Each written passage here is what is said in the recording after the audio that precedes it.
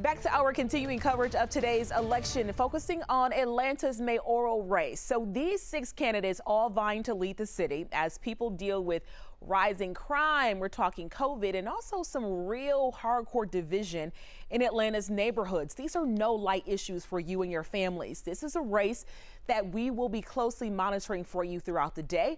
11 Alive's political analyst Dr. Gillespie joining me now, really to give us some deeper perspective on this, because when you talk about the magnitude of these issues, voters have to be well informed when it comes to who is really going to bring about the change they want to see, right? Yes, we all know to vote in presidential elections, and last year was a very big year for the presidential election and then for the Senate runoff elections. But local politics matter as much as national politics do. In fact, they hit closer to home. So just as it was important to show up this time last year, it's very important, and everybody needs to turn out today as well. So let's talk about who's leading the race right now. We've been watching these polls, and the undecided voters are the overwhelming majority. We know we have Kasim Reed and Felicia Moore dancing at the top together, those two. But when it comes to undecided voters, that's really alarming. Yes, it's alarming. It's not terribly surprising given the number of people in the field, and I think the ambivalence towards former Mayor Reed. I think that that's driving a lot of the undecided vote.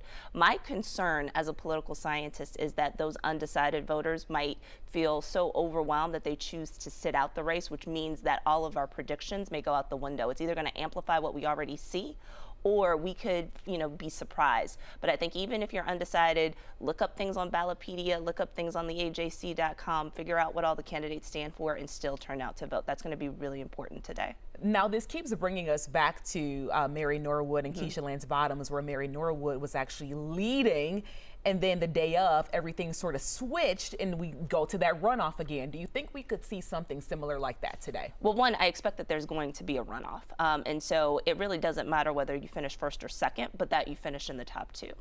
And given the fact that there's so many undecided people, if those undecided people stay home today, then perhaps we're going to see something that looks like what the top tier looks like, only just amplified a little bit more. I still don't think either one of the top 2 candidates, whether that's Felicia Moore or Kasim Reed or one of the others, actually gets 50% plus 1.